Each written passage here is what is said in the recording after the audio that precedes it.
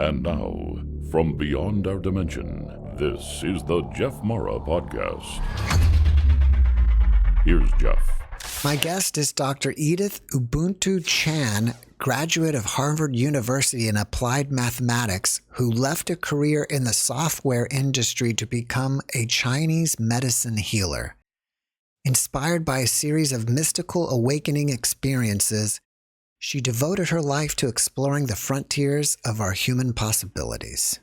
Dr. Edith, thank you for joining me today and welcome. Thank you, Jeff. Thank you so much for having me. And to the audience, thank you for sharing this time and this energy together with us. I'm a huge fan of the show, and it's a big honor to be here. Thank you. Dr. Edith, how did you go from being a mathematician in a software company to becoming a Chinese medical healer? You know, the story actually started when I was 4 years old, and probably like a lot of your audience were interested in your show and these interesting topics because maybe on a deep level, when we were kids, we saw beyond the physical reality. And when I was 4 years old, I used to stare at the ceiling and see all these lights and geometries and orbs and all these things, and nobody would understand what I was talking about. And so I kind of gradually started just not talking about it. And one day my dad is talking about how he's got this back pain. He's seen all these different doctors. And my sister also had an ankle sprain that was always swollen. And they went from doctor to doctor. And then somebody said, you know, there's this Qigong healer, this Chinese Qigong healer. And we were growing up in Hong Kong at the time. And so very modernized society, materialistic, capitalistic. We had Western doctors and nurses and a lot of Western professionals in our family. And everyone says, here, go see the best orthopedists, the best doctors, and nobody could help. So one day my dad's like, maybe we should go see this back alleyway Qigong Chinese healer guy. And so I was like, ooh, how exciting, something new. And so I remember like it was yesterday. My mom put me in this like matching velour warm-up suit. It was purple velour warm-up suit. And it was so memorable. We all went along and I saw with my own eyes this Qigong healer. In one session, my dad's back pain was better. And in one session, my sister's ankle sprain, the swelling came down. And I got to see it. And here's this guy, he got a big belly. I was like, you have that big belly, Uncle Qigong healer guy. And he's like, this is Qi. This is my Dantian. Dantian is a Chinese Qigong term for the energy, the field of medicine is actually what it means, that is in your belly. And he's like, this is where I store my Qi for healing. You know, I was like, wow. I was so blown away by it. At 4, you don't have this idea of what you should do when you grow up. It's like, I should do what is cool and awesome and helps people, of course. So I go around telling everybody about that. When I grow up, I'm going to become a Chinese Qi healer, like that guy. And so all the adults were like, oh, how cute. And so this was, you know, to their credit, all parents want what's best for their kids. Me too. And you too, I'm sure. And so at that time, my aunts, my uncles, my mom, my dad, everybody wants what's best for me. They don't want me to be a starving, you know, hippie shaman healer guy in a back alleyway.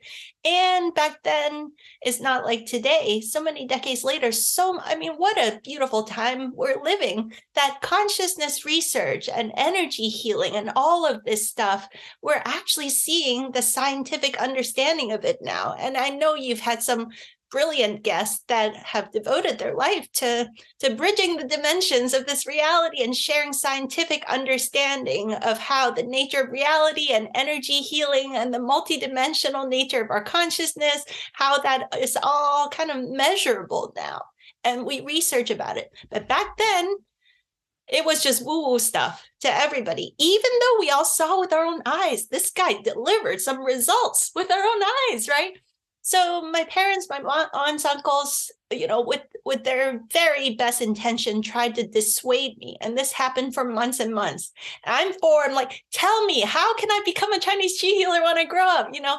And eventually they dissuaded me. They said, you can't make a living. Also, usually it's boys, not girls, that can learn how to do this. There's all these reasons why I could not become a Chinese Qigong healer or Chinese medicine healer. So then I thought, if I really can't, then the next thing I'm super curious about is when I stare at the ceiling, I see the stars, I see the orbs, I see into the cosmos. Maybe I should become an astronaut and learn how to fly through the stars and learn how the nature of the stars work. So I started telling them, well, my second choice would be to be an astronaut. And so all the adults said, well, that's better. There's a career path there. If you learn to be really good at math and science and engineering, you might have a chance to apply to become an astronaut someday and learn how to run, rocket ships and all this kind of stuff. So I was like, okay, I can get really good at math and science, and I did. And fast forward, I ended up going to an Ivy League college and having an applied math degree, to excelling in engineering, excelling in science, excelling in math. And then that was right around the time in the beginning of that first dot-com boom. It was pretty easy with that kind of credential to just get hired by hundreds of software companies that were just up and coming. And so I got recruited by quite a number of companies doing software. And it was like, I forgot about the astronaut thing. I forgot about the Qigong thing. It was just like, oh, here's a high paying salary job that, you're good at. So I'm working a couple of years out of college at this software company. And now I'm noticing, wow, this is like very fast-paced, hectic, stressful life. Work hard, play hard, they would say, right? Like I'm in San Francisco, working at a software company, pushing the midnight oil, pushing deadlines, is a startup, is very intense, is exciting. Everybody that I know is in their 20s and paper millionaires because they have stock options that someday could turn into millions. And I had been a college athlete. I'd been an athlete all my life. And at this point, my body is inflamed. I've got bad skin and pimples. I got digestive problems. Everything is inflamed. I'm getting colds and flus all the time. My body's not very healthy. And I gained a bunch of weight. And I was still doing sports, but I was like, is this what adult life is like? And I'd go see a doctor and they'd be like, yeah, just take an Advil, I hope it's not TMI, like menstrual cramps every month. And they're like, take an Advil, it's just normal, it's just stress, it's just normal. It's like, there's got to be something more to life than this stress, and then blow off steam partying on the weekends. So I'm at this software company working quite hard and apparently good at my job because I won the Employee of the Year award. I got invited into a kind of senior high up meeting. And everybody would say, wow, you've made it. Hardworking immigrant family. You get into the best universities. You graduate magna cum laude. You get a great job. And now you're Employee of the Year award. And now the senior high ups at this meeting is at this company is inviting you to the senior meeting, like really accelerating your career path quite quickly. So I walk into this meeting because my job at the time, this has always been my gift, is to distill and synthesize many perspectives and many dimensions of information in a way that people can easily understand. I had a job that was kind of a project manager between the business side and the technology side. So they invited me to the senior meeting to kind of bring some of that multidisciplinary expertise into the meeting. And so it's like, wow, you've really made it. You got invited to this high up meeting. And I walk into the meeting so excited. And then it was like the record player came to a screeching halt. I sit down and I look around at these very successful software people, all the people that I was thinking I wanted to aspire to be like when I grew up, my mentors, the people that I was striving to be like. And suddenly I noticed they're all inflamed and stressed out and cranky and not that healthy. Is this who I want to become when I grew up? This voice started speaking to me. Look around this boardroom table. Is this who you want to be when you grew up? And so the meeting was kind of stressful. It was just all about the bottom line and dealing with regulators and all these things. And I was like, my heart is not in it at all. I'm good at this job, but actually really hate this job. And so just like that, boom, the moment that thought came was this other voice that was like, what did you want to be when you grew up? And then it all came flooding back, the image of the Qigong master with the big belly, the image of myself as a 4-year-old wearing the matching velour warm-up suit, the image of how my dad's back pain and my sister's ankle sprain all got better, and then like arguing with the adults around me about wanting to become a Qigong healer when I grew up. All of that came flooding back in. It's like, is that what you wanted to be when you grew up? And so the whole meeting, I was probably the worst ever. I was so distracted because these dueling voices was there the whole time I was at this meeting. And I don't think I paid at all attention to that meeting. I went straight back to my desk right after that. I started researching Chinese medicine, Qigong healer. Like, how could I do that for a living? And by now, in the United States, there had already been graduate degree programs and a whole way. There's a lot of research on PubMed that you could find about acupuncture, herbology, Qigong. And now, a couple of decades later, even more so. So I was in this turmoil of deciding what to do with my career for a few months and talking it out with friends and family, and everybody thought it was a horrible idea. Nobody recommended it or encouraged it, but luckily my parents were saying, if you have to, there's nothing we can do to stop you, but we think it's a horrible idea, and just around that time I met my now husband. We started dating, and he had just gotten burnt out from his corporate job and quit to do some soul searching. And September 11th happens. And right after that, I said, that's it. The world is unpredictable. I don't want to end this life not having pursued my childhood dream. I would regret it for lifetimes. And so I basically cold turkey quit my job after September 11th and started going to Chinese medicine school. And just like I'm sure a lot of your audience has experienced, once you start listening to your heart, synchronicities after synchronicities after synchronicities start lining up, and everything just worked out. I met this amazing mentor who took me in. I just loved everything about Chinese medicine school. And even though I hadn't planned financially how to make ends meet, somehow the right part-time jobs just kept landing in my lap. So month after month, everything, my basic needs were always taken care of. And I'm so grateful. And I'm sure later on we'll start talking about some of those practicing Qigong and the mystical dimensions that started opening up and blossoming within me right after I started Chinese medicine school. What is Chi Gong? Or maybe should we just say Chi? Is it just energy, or is it your consciousness? If I were to try to put into words, my experience and my understanding is consciousness is the organizing principle underlying this physical reality, and intention and our mind, all of that is part of it, but it's something deeper than that. I think consciousness and Chi is refers to the energetic nature. There's a kind of like the motive force of what makes life flow, kind of what keeps the engine of life moving and continuing to evolve. I know that they translate Qi into energy, but it's so much more than that. And in Chinese, we combine Qi with other things.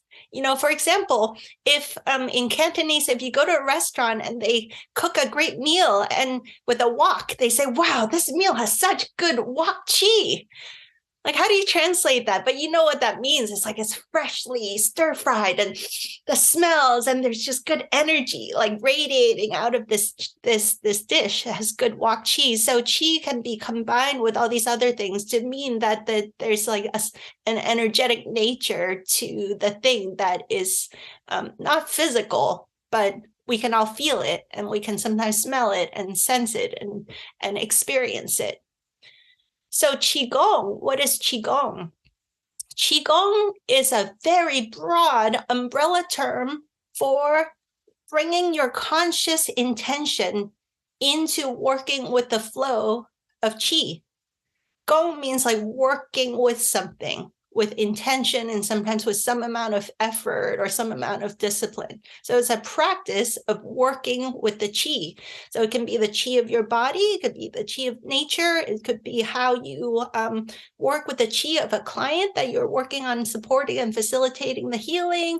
So Qigong is this very broad term too, but the Qigong practice, usually it involves the conscious awareness of your intention, the conscious awareness of your breathing pattern, and the conscious awareness of your physical body, whether it's a movement, a posture, a mudra, or something like that. So when it has these three elements synchronized together into an intentional practice, that's called Qigong. Sometimes people will say, like if you raise your vibration or raise your energy, that you can, astral travel or do other things or manifest things. So maybe in the same way with a different word, if you increase your Qi, it's kind of the same thing as raising your vibration, Yeah, I think we're blossoming into a level of our human evolution now where we may need to learn some new terminology to describe it with more precision and more nuance, because energy has a quantitative aspect and a qualitative aspect too, right? Mm-hmm. So what this whole just increasing it or increasing your vibration is, there's more nuance to it than that. Right. There's a pattern of energy that we want to vibrate into or enter into resonance with. And there's infinite possibilities of combinations of energy patterns that can create magic and beauty. And some of this awareness is from my Qigong practice, and some of it is from some of my out-of-body experiences, dreamtime traveling, where I've met beings and been on ships and had experiences that inform this understanding. And I can't reference a Chinese medicine textbook or a Qigong textbook. It's really a direct experience of what I've learned through my multidimensional travels too. So I don't want to be here speaking as if I'm representing Chinese medicine, because that's just one facet of my own experience. Have you had your own experience with Qigong that would be something that's, magical or supernatural? I've had a number of such experiences, but the most profound was probably the first one.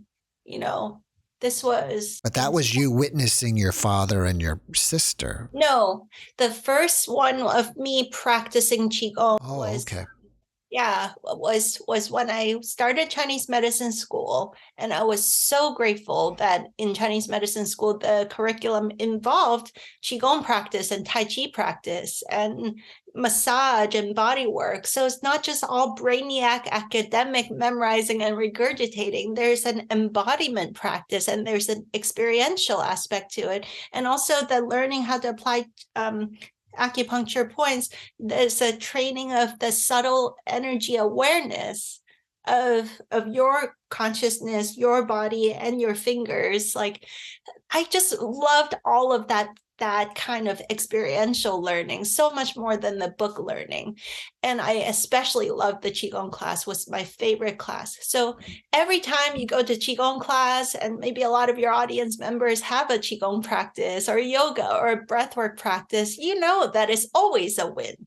Every time you sit down to take some deep breaths and come back to your center and still your mind and breathe deeply to come back into a harmonious state, it's always awesome.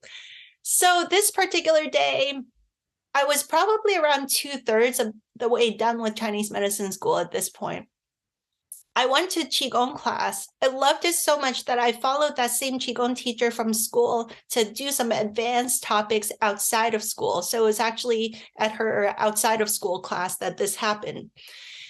We were doing this practice and it was so wonderful. I just went deeper and deeper and deeper. It was this guided meditation and enjoying myself. And then all of a sudden, nothing I could have ever expected. I went so deeply within that I exploded into trillions and trillions of pieces of love and light. It was an experience of complete contentment. complete peace, complete serenity, a bliss, contentment is actually the best word that I never experienced before, and I had no reference point for it. It was just trillions of pieces of love and light, the size of the cosmos, was who I experienced myself to be. And there was no time, there's no space, there's no body. And I just realized, wow, I am home. This is our natural state. And prior to that meditation, I remember stressing about this and that and having all these questions that I wanted answered. I thought, oh, maybe in the meditation, I can have some insights come to me. You know, how you can hold an intention in a meditative state, the insight, the intuition, the wisdom often just comes. So I had these questions that I wanted answer. And in this state, it was like all questions were answered. And there were no more questions, just completeness, contentment.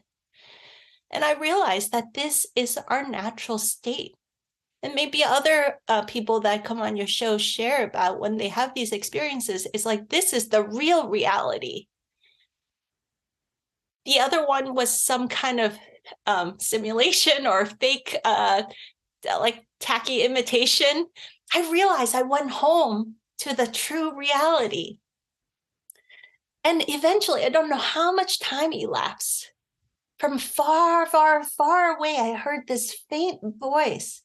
And I was like, oh, wait a minute. What is that voice? It's the teacher with her guided meditation. I was like, oh, yeah, wait a minute. There's this Edith Chan, who's a Chinese medicine grad student in some room somewhere who's doing a Qigong practice. Oh, right.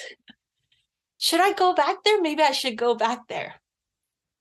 So that her voice started getting more prominent, where I was like, oh, she's guiding this whole other part of the meditation. There's a meditation. There's a Qigong practice. There's a body. I should go back.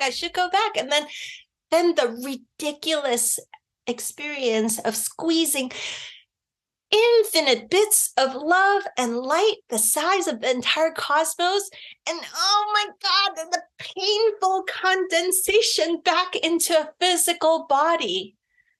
It was so awkward, and it was almost painful, not quite physically painful, but on some level felt painful and awkward to do that, to densify myself back into this pretense of a girl that's in her 20s in a Chinese medicine school, sitting in a body in a classroom. It's like, how awkward and strange that is. And so finally, when it landed back into the physical, there was a clashing of all these sensations that it took me years to even begin to find words to articulate. It was this clashing of intense gratitude, appreciation, thankfulness for having gone home and remembered who I am and who we all are.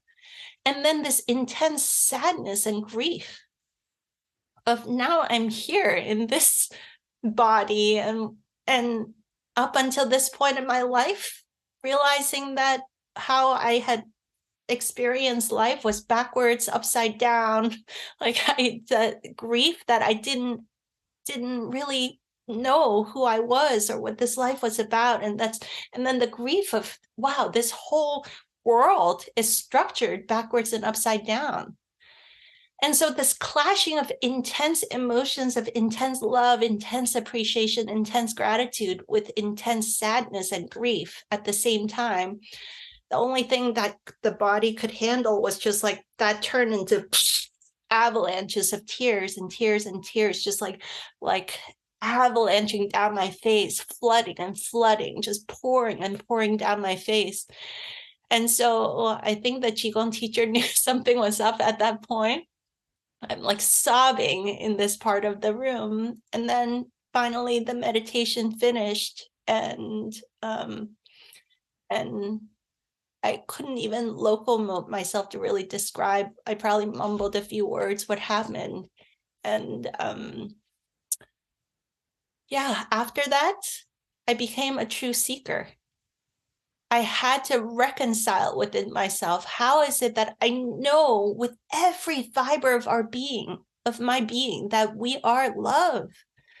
We are whole. We are light. We are, as Rumi, I think, is quoted for saying, we're the entire universe in ecstatic motion. Like, I knew all of this through direct experience. And yet I'm in this body, and there is stress, there's war, there's famine, there is the reality of all of the divisiveness, all of the anger, all of the upset, the poverty, the hunger, the many things that did not seem to me of pure peace and love and unity and oneness. I couldn't reconcile it. So that discomfort of the mismatch of who I know I really am, who I know we all really are, but yet why are we here in these bodies, in this world of divisiveness and war and suffering and illness and all these things? It turned me into a seeker. So thereafter, I continued my Chinese medicine practice, but with that lens always, like, what is the nature of this reality? How does this place work? I would go to meditation retreats, read thousands of books on spirituality and consciousness, and study NDEs like crazy. And then became a big fan of your show. So many adventures, studying with healers and shamans, and having all these other experiences one after another to fill in the gaps, to really this yearning to really understand, who are we? What are we doing here? How does this reality work? And how can we bring our experience of this physical human life back into alignment and coherence with what I know to be the true reality? It sounds like to me you had the NDE without the D. Yeah. But many elements of your experience are commonly seen in my NDE guests. Yeah. And after that, for at least 2 or 3 years, people would ask me, "Hey, Edith, how are you?" And I couldn't even answer that question, because on the deepest level, my soul was feeling homesick, so homesick for 2 or 3 years. And some people might call it a dark night of the soul, but I was still functioning, going to class, going to my part-time jobs, showing up and with a smile and doing things. But my soul was just so yearning to go back home. And so for those first years, I would go into meditation just to escape this reality, just to see if I could go back home. And it took quite a number of years before I realized, hey, I have this body. There is a purpose. There's a reason that I'm still here. I am here to listen to that inner guidance system to see how I can express my physical life in a way that is congruent with the higher understanding of life that I've come to experience. How can I help bring heaven onto earth?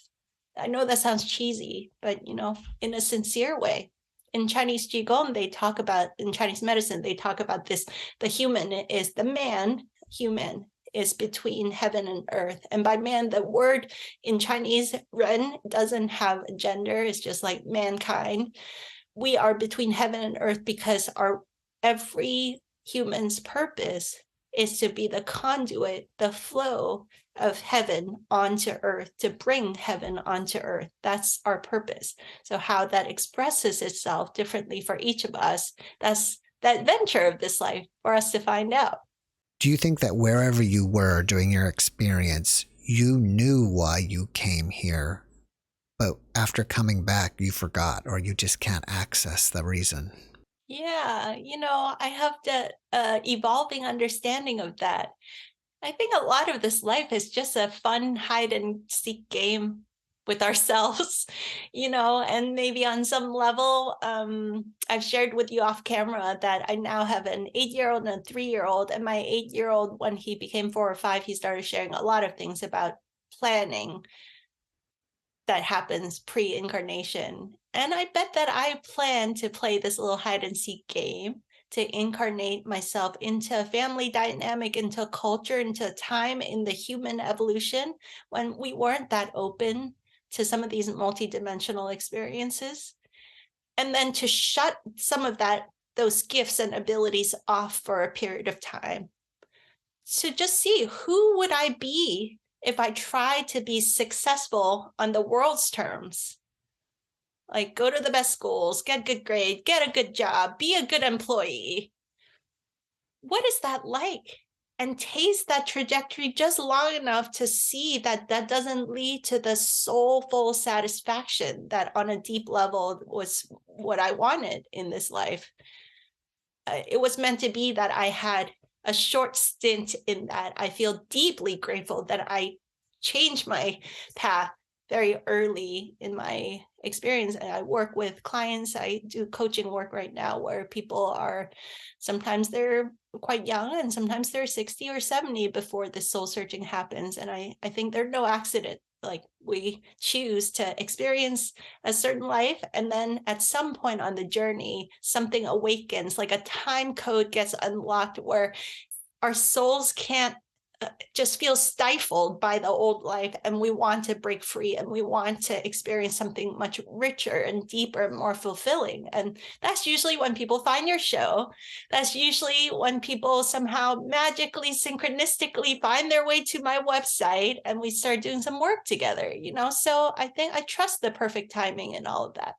You were involved in a dark room retreat experience where you spent 9 days and nights in complete darkness, fasting and meditating. Can you tell us about that? Yeah, wow, that could probably fill the entire hour conversation. And I'll just share some highlights. In 2013, at this point, this is 10 years after that initial Qigong experience. So I've done a lot of soul searching and inner work. And I got to a place where it just felt like, I was yearning to have this deep visit with myself, really, right? You go into a dark room and you don't have any distractions, you can't read a spiritual book. You can't see anything. You can't even see your own body. It's a really deep experience. So I discovered that there's a woman named Jas Muheen, and she's a famous meditation teacher based in Australia, wonderful meditation teacher. And she rents out this space in Thailand at the retreat center of a famous Qigong master named Mantak Chia, who built this. It's called Tao Gardens, and it's a retreat center where they have Tai Chi, Qigong, colonics, healing retreats, and they have one building that has been especially built for the purpose of darkness meditation.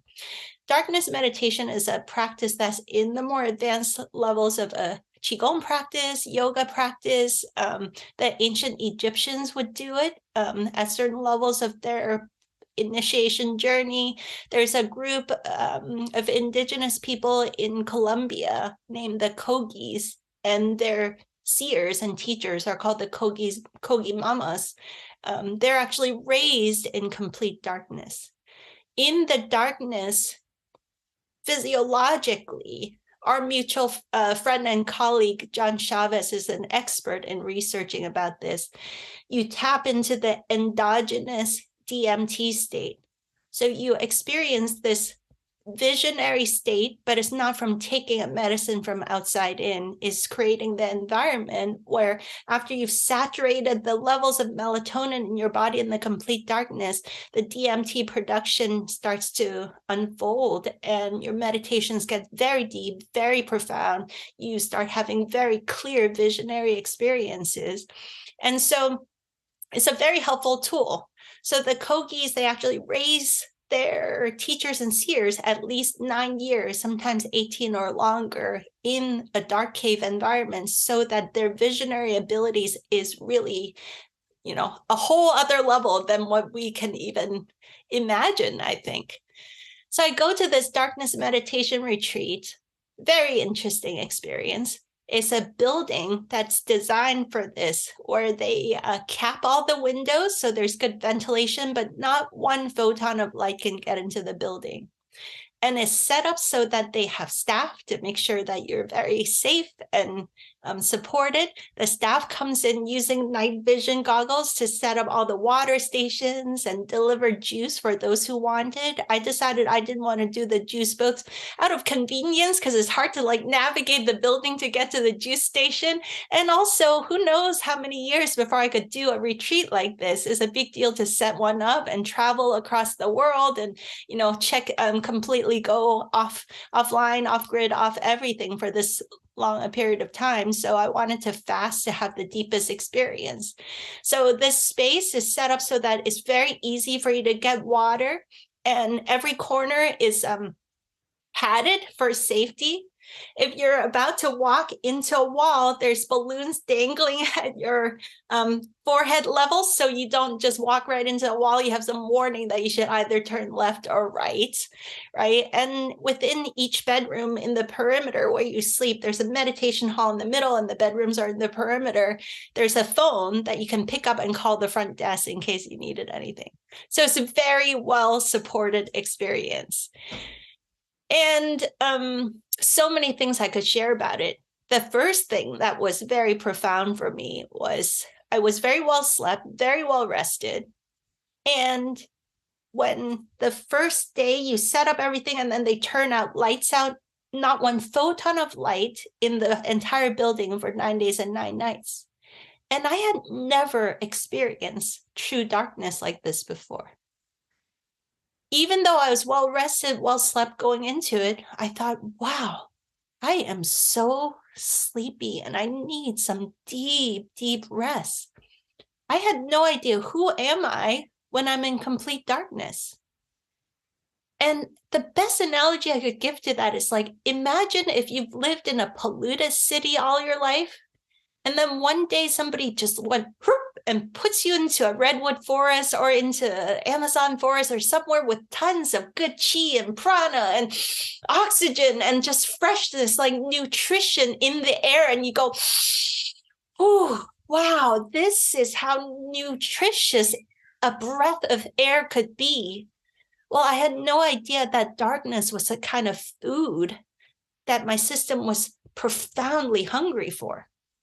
I had lived in cities all my life, and I always had like decent sleep. I didn't have insomnia problems, but I didn't realize that living in cities, there was always a street light or an LED light in the, all this light pollution. I had never experienced complete darkness, and I didn't even know that I was profoundly starving for it. So the first 3 days, it was this experience of my body, my cells going, num, num, num, num, num, num, num, num, num, absorbing the food that this darkness was providing me. And you don't know exactly what time of day it is, but our meditation teacher, Jasmine Keen, might ring a Tibetan bowl 3 times a day to say, hey, I'm going to guide a meditation, or I'm going to guide you guys, even though we can't see each other, to do a yoga stretching routine and limber up your joints, because in that darkness, you can just kind of, the inertia sometimes takes hold and you forget to stretch and move and take good care of your physical body, So 3 times a day should ring a bell. So I had a slight sense of time where I'm like, wow, I am sleeping 16 out of the 24 hours or something. Like most of the day I'm sleeping. And then by the 3rd day, bing, very well rested. I don't need any more sleep.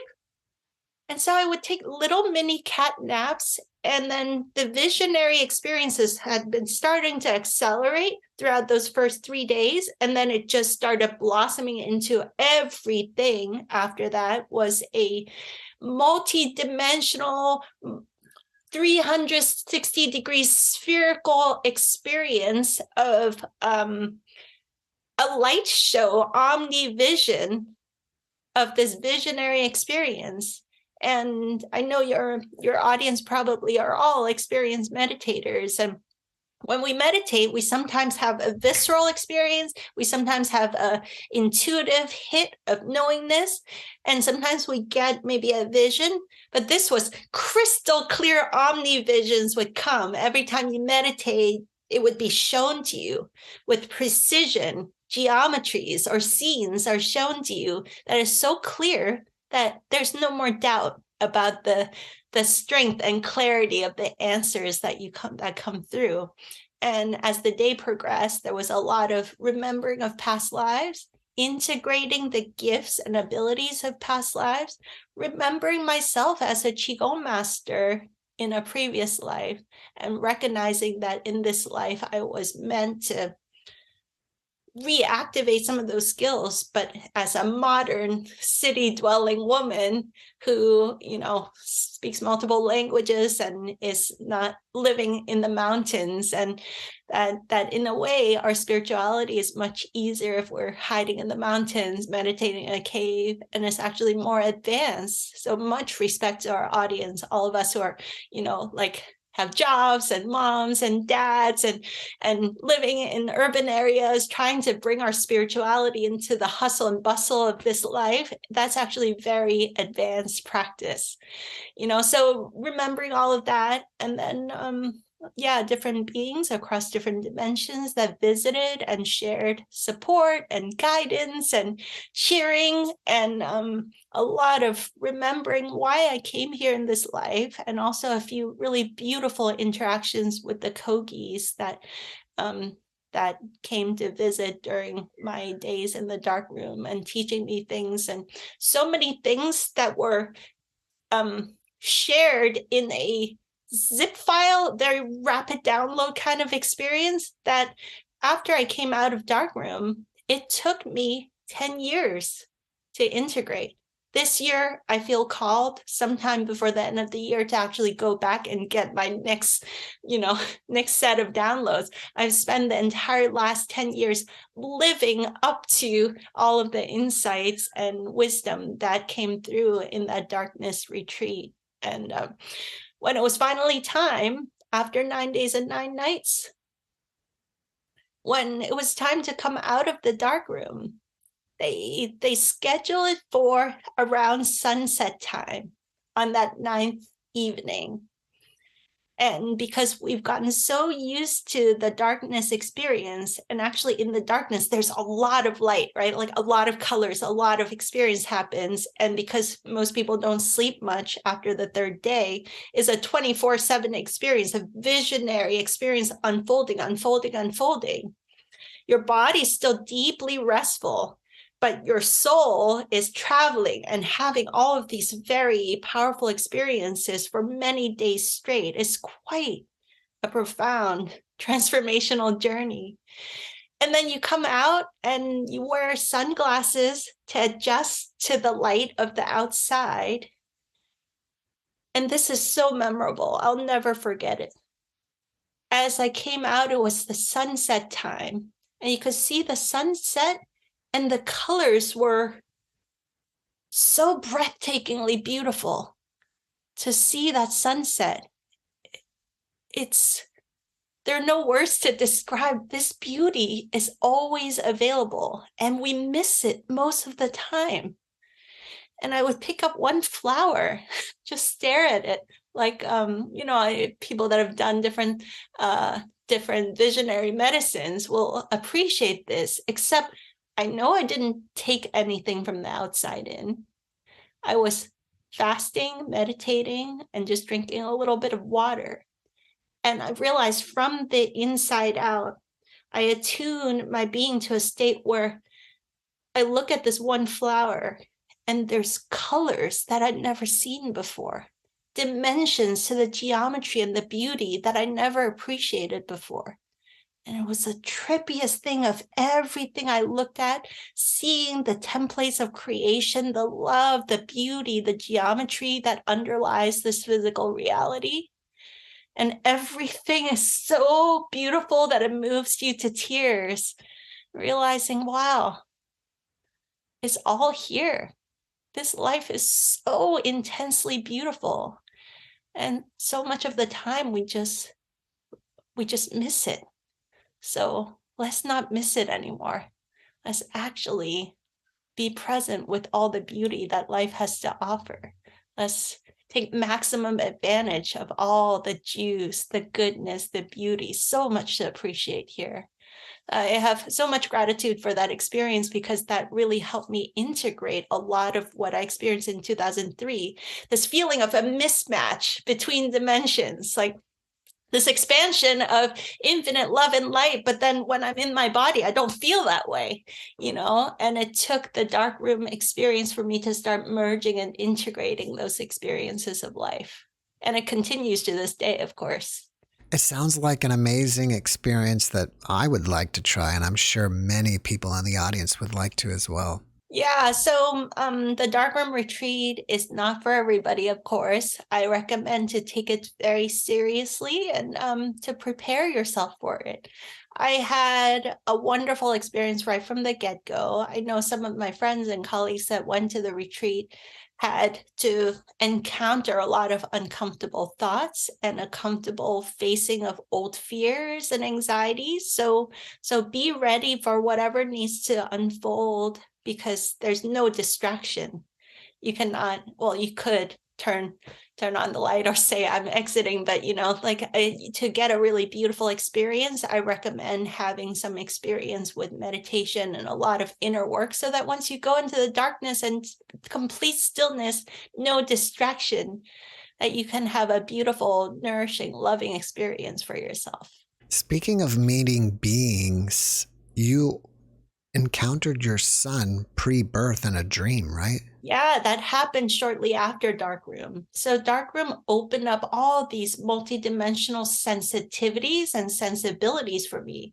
I came back out of Darkroom, went back to San Francisco. I was living in the city at that time. And then I had a Chinese medicine practice that was doing well and thriving. And so I noticed that it really honed my intuitive skills, where it had skyrocketed to a degree that a patient would walk in, they would lay on the treatment table. I just see things, I know things, and I could zero in on how to be helpful. And so my clinical efficacy skyrocketed after that. Very useful, is very practical. But at night, living in the city became intolerable for me. I couldn't tolerate it. I was tuning. I didn't know how to turn it on and off, this intuitive awareness. I was able to basically hear at least the energetic noise, the quality of my neighbor's thoughts and emotions. And when they're stressed out and cranky, it was too much. It was so energetically noisy that I basically dragged my husband out of the city and moved to a little country town over an hour outside the city, and said, I can't tolerate living in the city anymore. So either you come with me or I'm just going without you, and we can just have a long distance relationship, because I really need to be in nature. So for the first time in my life, I actually understood the power of complete full spectrum light during the day and complete darkness at night, and how much our human physiology and also our access to our full dimensions of our consciousness is dependent on light and darkness. I wasn't sensitized to it until after Darkroom. So we moved to the countryside. I would see complete, beautiful, natural sunlight during the day. And then at night, I could actually experience true darkness with maybe occasionally just the moon and the stars, but no street light. And there was no Wi-Fi and 5G signal noise, because we would turn off my Wi-Fi hub and there was no 5G towers nearby. And we couldn't pick up, unlike in the city, you pick up 20 other Wi-Fi hubs in your neighborhood. There was no noise like that energetically. And I'd go barefoot on bare earth, and I realized, wow, in this state, so many things change. My meditations deepened. My health got better and better and better. I would do barefoot on bare earth grounding, and I would get information from Pachamama, from Mother Earth. I would just feel like intuitive information from the earth. Sun gazing during the day, I felt myself experiencing information flows from sun gazing. At night, I would go, my dream time, just insights and intuition would come. Meditation became very easy and natural. And in that state, this little boy started visiting and said, hello, I'm ready to come in now. And my husband and I had been, kind of freedom-loving hippies, and we really liked our independence. We weren't sure we wanted children. And so we're like, no, we're not having children.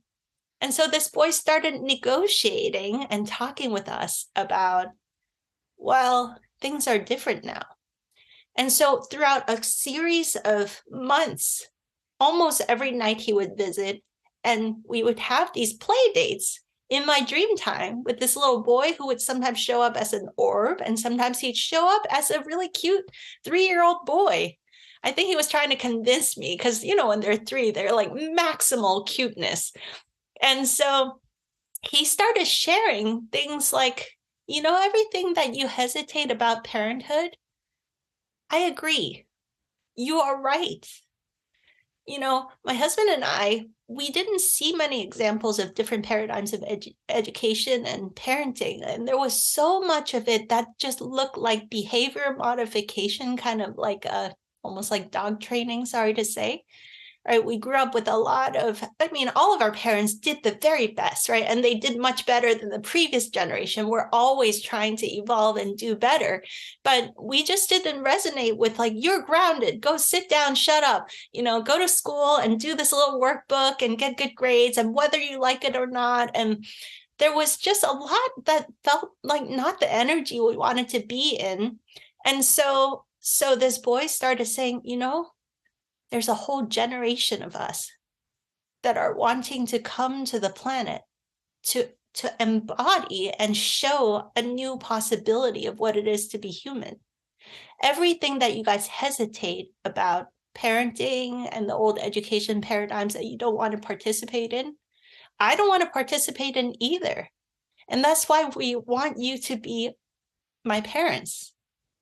And so there was this one night, because he was showing up repeatedly, and I would tell my husband, the little boy is here, the baby is here, and he'd be like, la, la, la, la, la, I'm not hearing this, And one night in a half-wake, half-dream state, this boy comes in again, and he shows me the scene. He shows me what is like a huge, as far as your eyes can see, web work of all these orbs of light, so beautiful.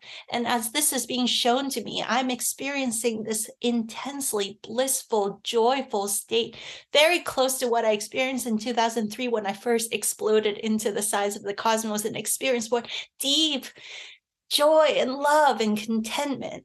Right? That became a compass that I calibrated to. Like when truth comes through, there's a feeling that you resonate with, a feeling in your heart, a feeling in the cells of your being. And so he was showing me this scene, but it wasn't just a vision, it was an experience with all my senses. And he said, look at this scene.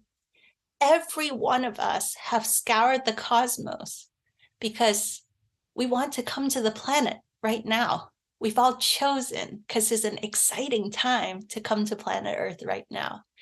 And every one of us have scoured the earth to find the perfect set of family and the perfect parents and the perfect communities to incarnate into.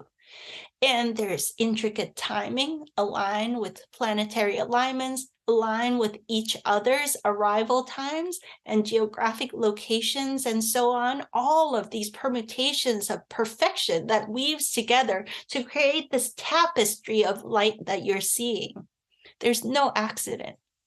We've all mathematically calculated it out. So I have chosen you to be my parents because it's a perfect choice for me, but it's also interrelated to all of these other incarnations. We've all chosen to come at specifically coordinated times and places to blanket the earth with this beautiful energy, to show a new example, a new possibility of what it means to be human. And you're going to have to take my word for it. But just so you know, this is a free will universe. You have a choice to become a parent or not. You have a choice to conceive me or not. But so you know what you're choosing is this entire permutation that you will participate in this whole weaving of a new consciousness.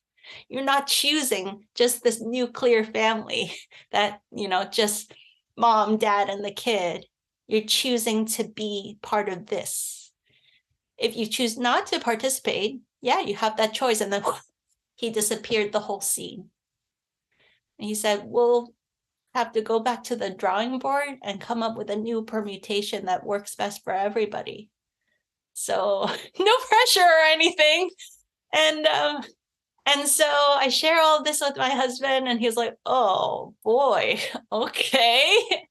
And, bless his heart, like I'm, in some ways, like those of us that have these multidimensional experiences, I don't know if your show, a lot of the guests talk about, like, what about the family members? Like, how are they interacting with this weird set of experiences that you're bringing through? I mean, you just really have to bless the hearts of all of our family members to tolerate our weirdness, So he tolerates my weirdness. And actually, in fact, one day shortly after that, in a yoga class where he was just stretching because he's an athlete and he goes to yoga once in a while to stretch his body, he was in Shavasana at the end of the class, laying there resting.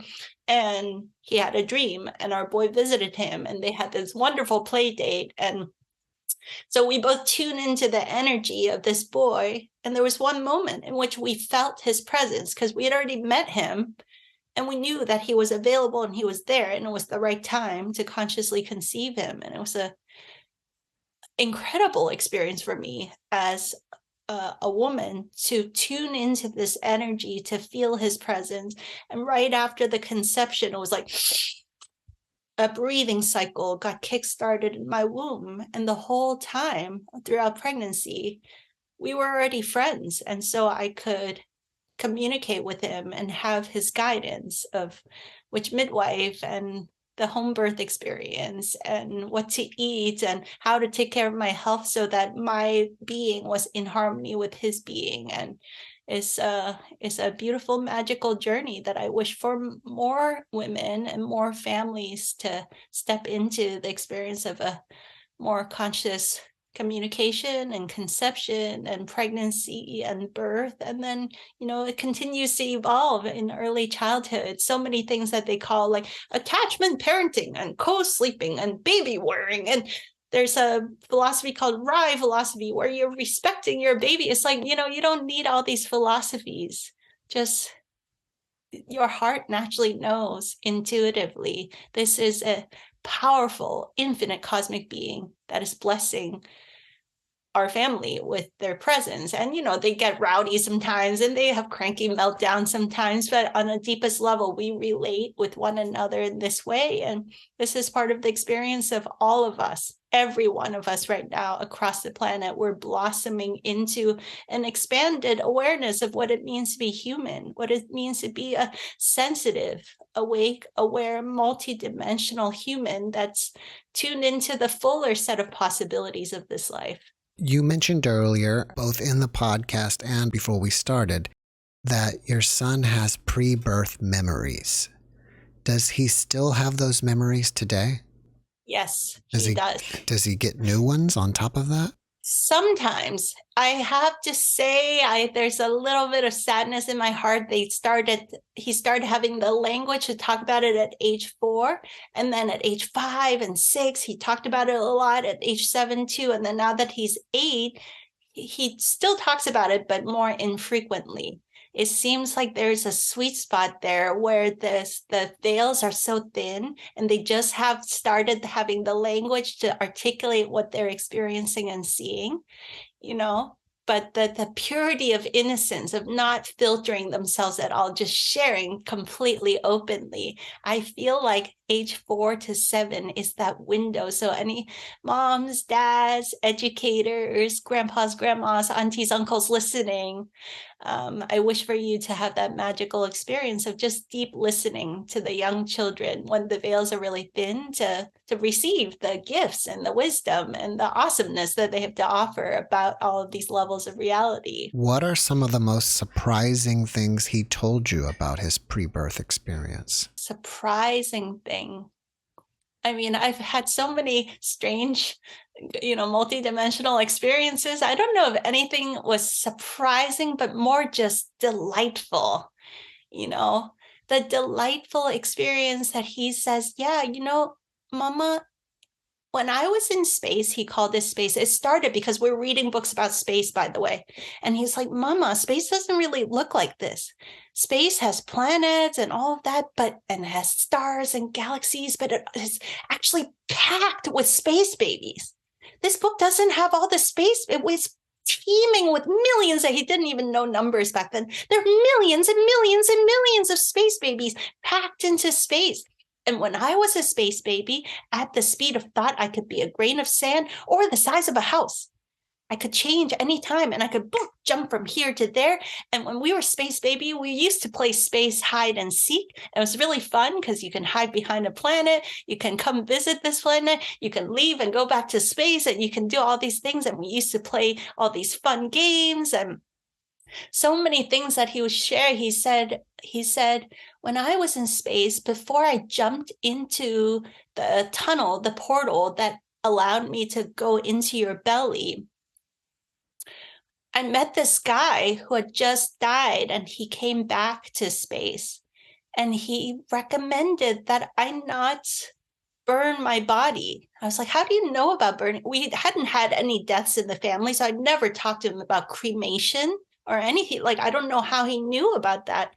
So he said, well, this guy said that if someone dies and you burn their body too soon, it can be a little bit hard for you to go back to space, and that it can be, I don't know what words he used, but basically like disruptive of the process of your consciousness leaving the body and going back.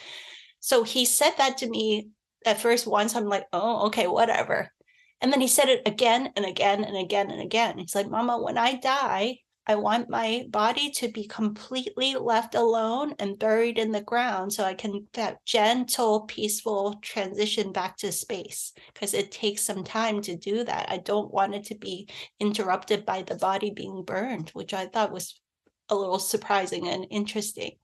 But the delightful things that he shares with me, so many things. He says there's something like a machine. He calls it a machine. It's like a multi-dimensional shape that dead people and dead stars go into the shape, and it spits out space babies. Fresh, new, joyful, fun, new space babies. And once you become a space baby, there are these beings that come to welcome you. They take good care of you, and they're very kind, very nice, and they help you to decide which planet you want to go to next. And once you decide that, you look on these screens, and these screens aren't like rectangular. They're a certain kind of, like he says, they're triangular shape, but the tips of the triangles are cut off. I mean, it's like very intricate details he's telling me. And you can look on these screens and you can see any family that you want to see, and you can pick and choose the families, and you can watch the families. And once you pick a family, then you can jump into your future mama and papa's dreams and start communicating with them. And I was so happy the first time I jumped into your dream, you could hear me, because usually people, mamas and papas, can't hear. And the space babies really try hard to communicate. But most mamas and papas are so tired, so cranky, so busy, they can't hear it. So I had to help some of my friends in space, like, hey, how come you were so successful? How can you help me to get through to my future mama and papa so that they know it's my time to, come through? All of this kind of stuff. He would just volunteer all these kinds of stories. And one thing that was surprise and delightful, he shared with me when he was maybe like almost 6. He was like, Mama, do you know why it's really important to sleep at night? I'm like, why? Because you want to heal and rest your body? He was like, that's a small part of it.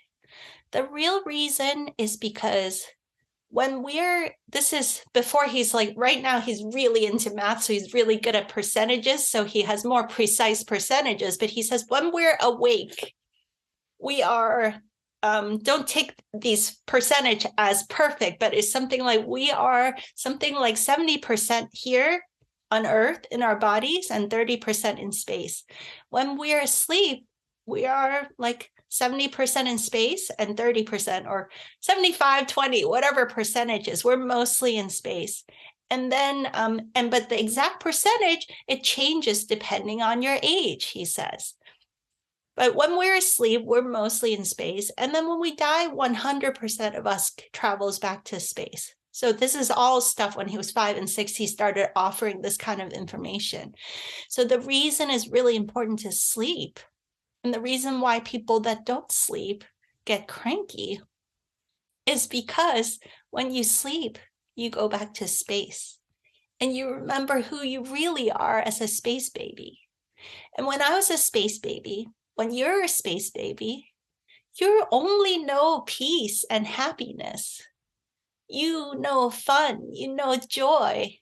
You are healthy and happy all the time. You don't know about crankiness. You don't know about sadness. Definitely don't know about loneliness.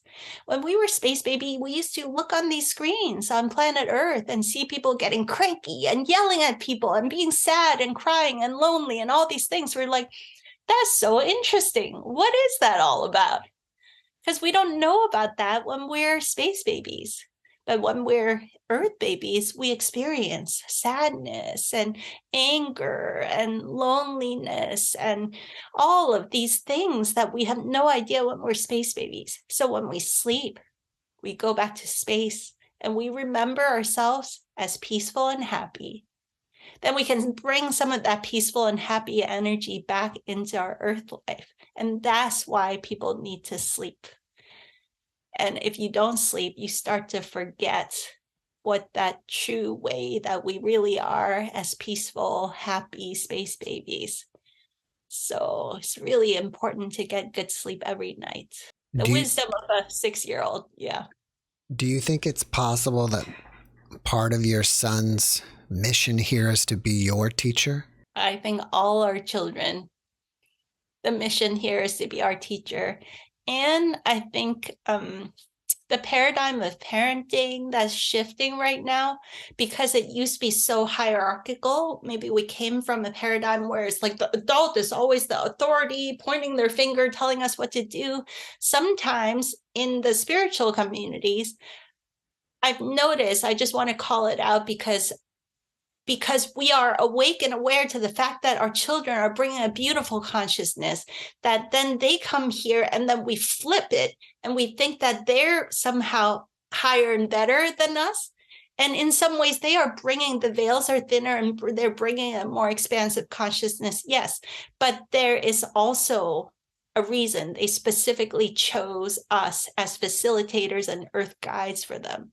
So I would like to enter into a paradigm where we all bring our best gifts together and not putting these, indigos, crystal, rainbow children. I call them luminous kids. And because there's some stories and baggage behind the old terminologies of indigos, crystals, starseeds, all of these labels. I feel this new generation of luminous kids, they are here to help awaken these expansive possibilities. And at the same time, we adults who've been on planet Earth longer, we have a lot to offer too. We can help them ground and get practical and support and facilitate them with the tools that we already know are available here, but align to a new consciousness that they're bringing forth. So yeah, I think we're here to teach them.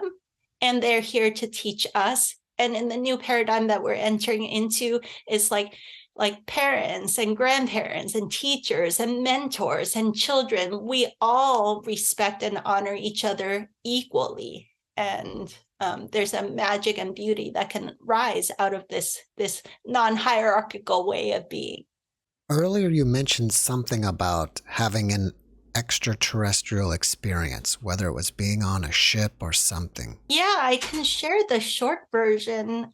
In 2011, I thought the world was gonna end in 2012, like many of us.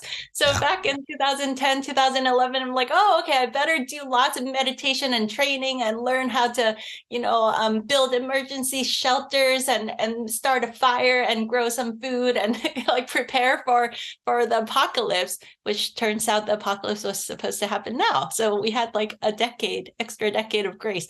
Anyway, so back in 2011, because I was so focused on doing this level of spiritual preparation and inner work, I went to many, many retreats, and it was just a very focal part of my life back then. And so it was after this one retreat in Mount Shasta where a lot of interesting experiences happened. And I came home and I kept having these interesting dreams. And there's one particular series of dreams that happened in 2011 where by the way, this is the very first time I've shared this story on camera, but I think this audience can handle these types of stories for sure. So in 2011, I had a series of what they call dreams, but I'm not sure they're dreams. Where the first of the dreams was I experienced myself waking up on a surgical table, but it was a very futuristic surgical table that was very lightweight and not so clunky and old school like the ones that we experience here or we see on TV. And then there were all these beings, some of them human, some of them non-human, surrounding my body. And then suddenly I realized, wait a minute, that's my body, but I'm standing here, my body and me. What's going on here? And then I look around, I'm like, I'm on a ship. And there's a moment in which I was like, did I get abducted? And then another moment where I kind of took a beat and took a deep breath. I'm like, no, I'm here on my own volition. And I look into the eyes of all these beings, some human, some non-human, and there's a telepathic kind of deep reverence and respect going on. There was nothing coercive, nothing scary in the energy. So I was like, what's going on here? And they're like, oh, how would you like to proceed? With deep respect, this is your body. What do you recommend?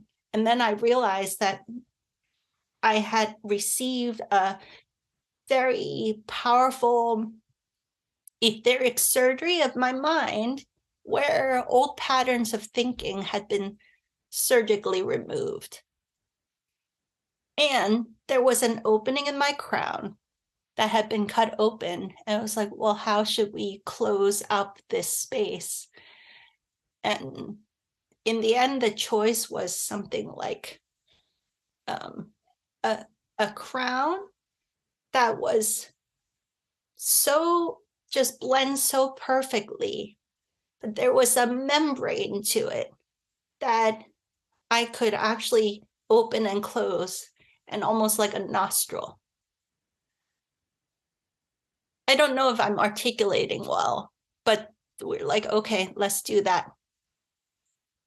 And so that was installed, and it felt very natural, and it was just a wonderful, very peaceful, harmonious, kind of simple procedure is how it felt. It's a very simple, straightforward procedure. But boom, the alarm rings. I'm like, oh, what time is it? I got to go to work.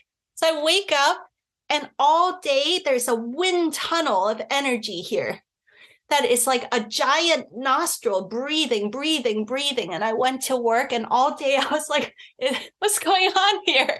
And my clients are like, what a weirdo. I'm always like kind of touching the wind in my head. And it turns out I had a new crown chakra that was breathing all day long. I didn't know what that's like to have a very open, pulsating, breathing crown chakra.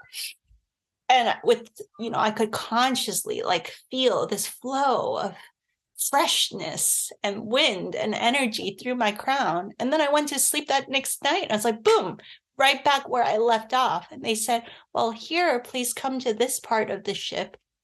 And then I saw some friends there. I was like, hey, you're here. I remember seeing you at that last retreat I was at. You were here too. Oh my goodness. And it's like, it was like fun. And we were put into a tub of this liquid light that infuse us with beautiful energies and soften the calcification and the hardness that was in our circuitry. I just felt really good, like going to a spa and, getting a hot tub and a sauna and massage. It was that kind of experience, except I knew that this was profoundly medicinal, and the energy surgery that was happening as part of this whole therapeutic process was something quite deep. And then boom, the next day I woke up, I was like, oh, I feel good. I feel like refreshed, like I just had a spa treatment when I woke up the next day.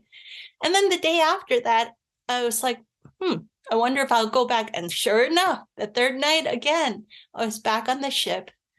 And now I'm in the basically the PT department. And there is this teaching you how to use your new crown chakra therapy that was being shared with me. And what is that Mozart song? Eine kleine Ein something. klein Nachtmusik. Do, do, do. Yes. That song, they're like, let's use that. Did you know your crown can play music? And so I was able to kind of almost like learning to use a muscle for the first time, playing music with my crown. It's like, this is beautiful. Wow. Can everyone's crown do this? Yeah. We just need to learn how to exercise it. And I had a little extra help, so it wasn't so hardened from this earth life that I couldn't access the strength and agility of this. And then I was taught that you can also shine light. So there was a combination of sounds and lights that I started using my newly, you can say, upgraded crown to help play music and light and geometries and beauty, and just it was just delightful. And then the fourth night I went back there and said, did you know you can do that with your heart chakra and with your lower chakras, with all of your chakras, with your hands? And so I started playing with the combos of lights and sounds with all the chakras, combining together, and there's a different quality of energy from the heart chakra and so on. And then there were others on the ship that also had activated these abilities. And that's how I experienced co-creation of beauty, turning this life into art, into a beautiful masterpiece through the magic of us co-creating together, and that all of our energy centers can produce lights and sound vibrations and frequency patterns that is full of infinite possibilities. Just like these hands, like if an alien came in that didn't have opposable thumbs and hands and said, well, what can you do with these hands? It's like, well, what are you talking about? What couldn't you do with these hands? The same with our crown, with our heart, with all of the energy centers. We can produce beautiful lights and sounds and patterns of energies that actually manifest into beautiful physical reality if we learn how to cultivate the skillfulness. And so that was my first experience into a whole world of possibilities that I wasn't even aware of until those series of 4 finger quote dreams. And I've been told by contactees that a lot of contact experiences happen in this way. And I thought that I was having some really awesome dreams, but many people would be of the opinion that those were some profound contact experiences. And yeah, there's nothing weird about it. I think more and more of us will start to tap into these experiences. And it was all based on my own consent and free will. And I'm deeply grateful for the gifts of having received this education and upgrade that happened. After watching this podcast, people may want to reach out to you and ask you questions. Are you up for that? And if so, how should they reach you? Yeah, I have a couple of websites. And the main website is dredithubuntu.com. That's spelled Dr. Edith Ubuntu, Ubuntu.com. I trust you can put the spelling on the show notes. Mm-hmm. That's my main website that can kind of portal you to all the work that I do. I do consciousness coaching, human potential coaching. I have 2 days a week as a Chinese medicine practitioner still. And also with raising this new generation of children, I'm just the last few years with things changing so fast, with school closures and so many things happening, I'm just being guided to spend more and more of my energy focusing on how can we raise this new generation of what I call luminous kids in a more beautiful way.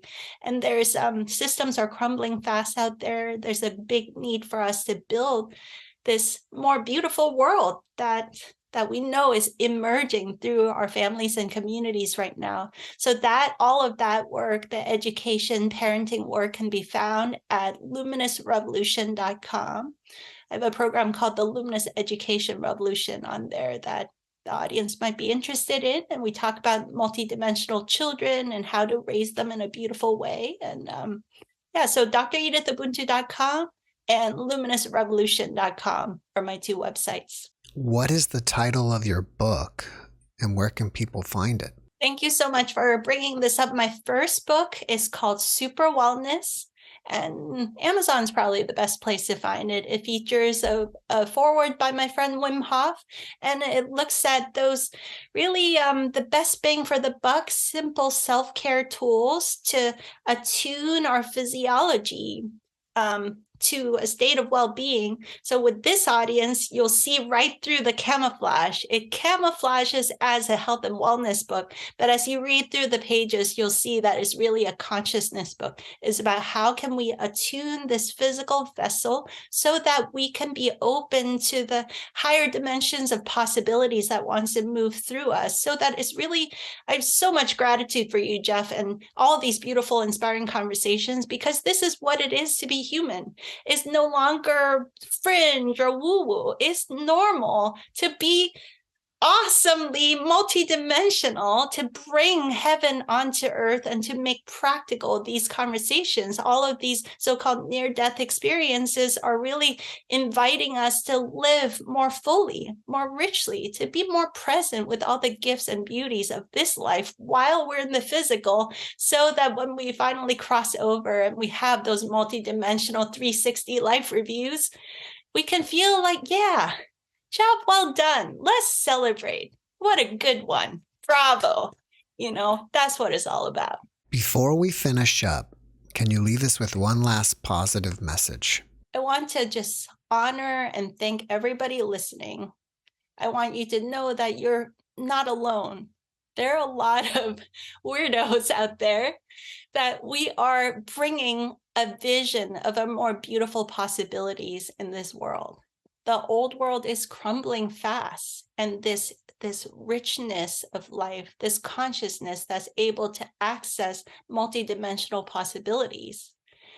In the old world, they didn't understand it. So many of us felt outcasted. We felt alone. We felt like we were weirdos.